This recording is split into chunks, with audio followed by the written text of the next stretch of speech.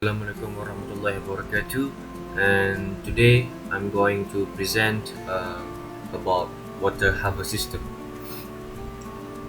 And this is my team member. Yes, it's Muhammad Ibis Abidi, myself, ID metric AA24109, and this is my teammate Muhammad Izam bin Azmi, AA24112.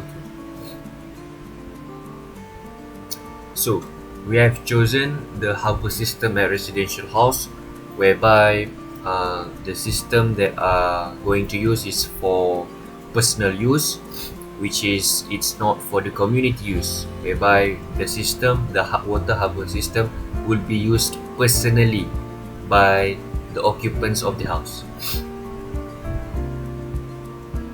Now let's talk about what kind of pump that they used. So the pump that they use named Rainflow MHP 75A 304 HP automatic pump. So they are using automatic pump in order to ensure the water harvest system is going to flow the water accordingly. And the pump is designed for above grow installation in rainwater harvesting and drip irrigation system, which automatically with dry run protection. So what is dry run protection? It's actually a safety feature of water pumps that automatically shuts the system off when there is a little or no fluid to pump. And the pump used stainless steel, and the max pressure the pump can go would up to 65 psi, and the max flow can up to 26 GPM. And the key features of this pump is it is built-in controller, automatic on or off activation, and run dry protection. So what is the concept and theory behind it? Well, first let's talk about what are the characteristics that we have to consider when selecting the pump. The first, the required capacity volume flow rate. For our pump, it's 7,000 gallon of water for this type. And what the type of system is a water harvest system. Although it is automatic, but it should be water harvest system also. And type of power source, the pump use electrical motor, and the environment condition for the pump would be underground or subterranean.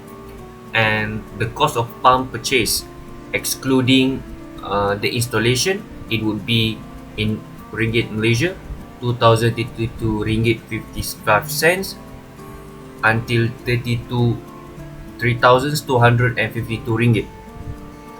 For the cost of operation, for electricity per year, it will go up to from 40 ringgit to 130 ringgit. For maintenance per year, it will be 80 ringgit to 300 ringgit. All those things will be bear or responsible by the owner of the house. Now, what type of pump? We have two type of pump. First is the positive displacement and the kinetic. So let's go with the positive displacement first. For positive displacement, we have rotary and reciprocating. For the rotary, we have gear pump, vane pump, screw pump, progressing cavity pump, lobe or cane pump, and also flexible tube or peristaltic pump. For reciprocating, we have piston pump, plunger pump, and diaphragm pump. So let's go through what is positive displacement is. The first is positive displacement is ideally deliver a fixed quantity of fluid with each revolution of the pump, rotor, or drive shaft. Most positive displacement pumps can handle liquids over a wide range of viscosities. Here I provide you some of the example, the same like previous, which is gear pump, piston pump, diaphragm pump, and peristaltic pumps. Here I provide a few pictures of the pump for the positive displacement. Vane pump, the picture would be like this. The screw pump, diaphragm pump, lobe pump, piston pump, and peristaltic pump. Now let's moving on with the kinetic. So kinetic has 4 pumps. The first pump is radial flow centrifugal, which is our pump will be under type of radial flow or centrifugal. We also have axial flow propeller, mixed flow which is propeller, and also jet or ejector pump. Now, kinetic pump, which is rotodynamic. So kinetic pumps add energy to the fluid by accelerating it through the action of rotating impeller. The propeller type of pump or axial flow depends on the hydrodynamic action of the propeller blades to lift and accelerate the fluid axially along a path parallel to the axis of the propeller. Here I provide also the picture for the pump under kinetic, which is radial flow, which is centrifugal, axial flow, which is propeller, mixed flow, and jet pump. Okay, so let's continue with description of centrifugal pump. This is the picture of the centrifugal pump. Centrifugal pumps are not a positive displacement type. There is a strong dependency between capacity and the pressure that must be developed by the pump. This makes the performance rating somewhat more complex. Efficiency and power of the pump require it to also important to the successful operation of the pump. So let's move next. The performance data for the centrifugal pump. So let's move to the performance data for the centrifugal pump. This is the graph of the performance data for centrifugal pump. The typical rating curve plot the total heat on the pump versus the capacity of discharge Q.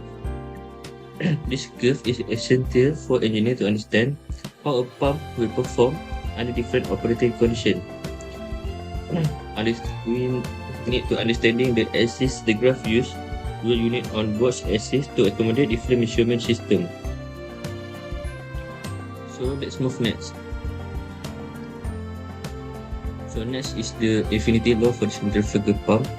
It is important to understand the manner in which capacity, head, and power vary when at the speed or impeller diameter is varied. The symbol N refers to the rotational speed of the impeller, usually in revolution per minute, R per minute or RPM. So here is the formula. When speed varies, capacity varies directly with speeds. So if you double the speed, you also will double the flow rate. Next, the total head capacity varies with the square of the speed.